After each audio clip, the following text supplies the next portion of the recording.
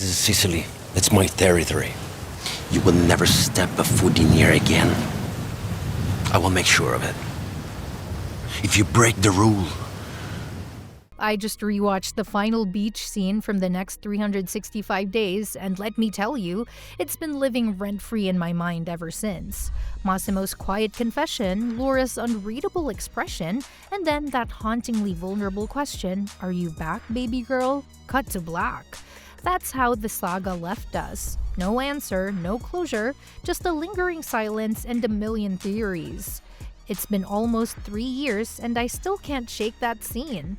Because it wasn't just a cliffhanger, it was an emotional gut punch wrapped in sand and melancholy. And yet, here I am, still wondering what happens next. So, what if we do get that next chapter?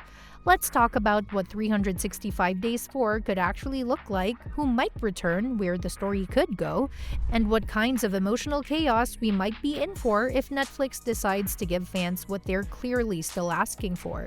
Now, if the story continues, and I mean if, there are a few cast members who would have to come back, no questions asked. Anna Maria Sieklucka and Michele Morrone as Laura and Massimo, that's non-negotiable. Their on-screen chemistry is the heartbeat of this entire series.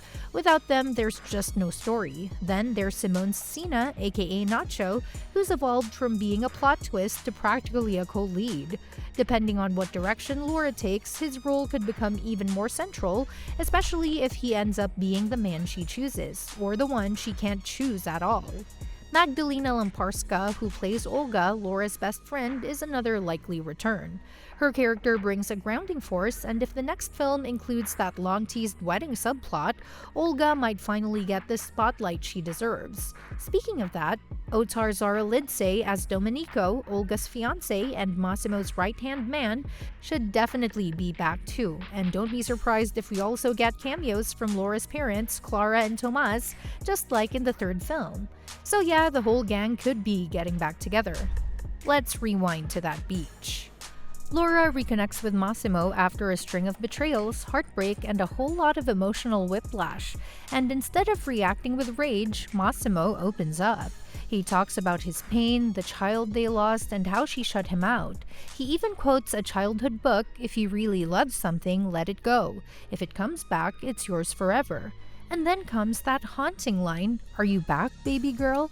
It's a cliffhanger in the truest sense, not just because we don't know who Laura will choose, but because the emotional stakes are so high.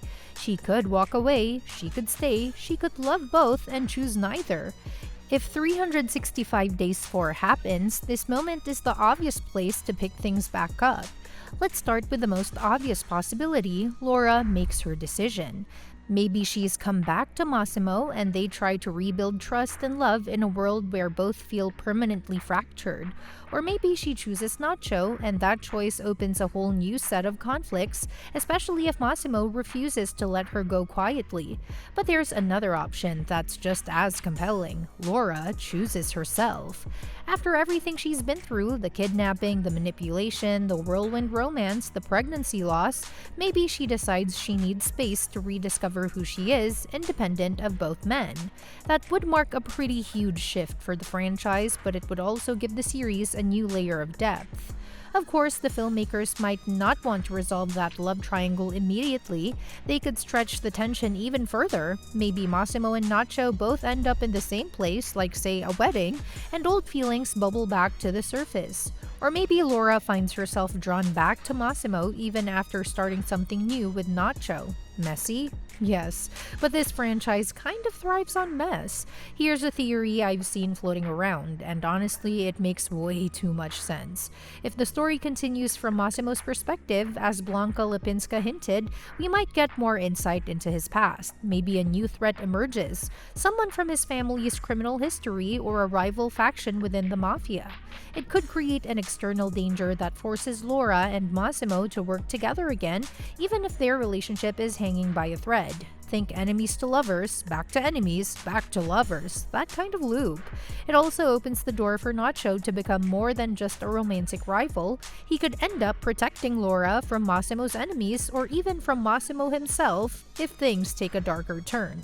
Let's not forget Olga and Domenico's wedding was totally glossed over in the third film. That's a major missed opportunity, especially in a world where drama and glamour are baked into every scene. A wedding would be the perfect setting for literally everything to explode. Picture this: everyone's reunited in one luxurious European villa. Laura's decision is still a secret. Massimo's trying to play it cool. Nacho shows up uninvited, or worse, invited by Laura. Tensions build during the rehearsal dinner. Someone gives a toast that cuts a little too deep. The dance floor becomes a battlefield. And somewhere in all of that, secrets get spilled. Feelings resurface. Maybe someone ends up making love in a forbidden corner of the venue, because of course they do. This is 365 days after all. Another theory that's been gaining traction: a time jump. What if the fourth film picks up several years later? Laura is living in Spain with Nacho, or maybe she's single and successful, having stepped away from both toxic love stories to build a new life. Massimo, changed by heartbreak, has become colder, more ruthless, but still haunted by what he lost. Then fate throws them back into each other's orbit, either by accident or design, and everything they thought they buried comes flooding back. This would give the actors more room to play with emotional depth and growth. It also lets the story move beyond the captive romance angle into something a little more mature, still steamy of course, but layered with consequences and self-reflection. That's too much speculation, but I bet you guys remember how Blanka Lipińska mentioned wanting to revisit the story from Massimo's point of view. Well, what if the next movie is part sequel, part retelling? Imagine scenes from the past recontextualized. We see what Massimo was really thinking during the events of the first three films. Maybe he wasn't as in control as we thought. Maybe there were moments where he tried to protect Laura, but we just didn't see it. It could paint him in a more sympathetic light, or the opposite.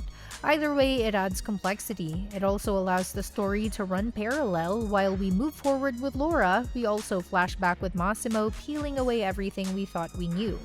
Right now, there's no trailer, no secret footage, no behind-the-scenes leaks, nothing. And honestly, that tracks. If you remember, even the next 365 days only got its trailer a few weeks before the actual release. So just because there's radio silence doesn't mean something isn't happening behind the scenes. These productions are known to move quickly when greenlit. It's not impossible that a script is already being workshopped or that some early prep is underway. It would take just one announcement to light this fandom back on fire. Look, 365 Days 4 isn't confirmed, I'm not going to pretend otherwise, but the open-ended finale, the fan demand, and Blanka Lipińska's own curiosity about continuing the story, it's all there. This series might be flawed, controversial, even criticized, but it has a hold on people, a cinematic grip, and Netflix knows it. So whether Laura ends up back in Massimo's arms, gives Nacho a chance, or chooses no one at all, one thing's clear: the story doesn't feel over. Not yet. Well, that's all I need to talk about, so thanks for watching. I'll see you in the next one.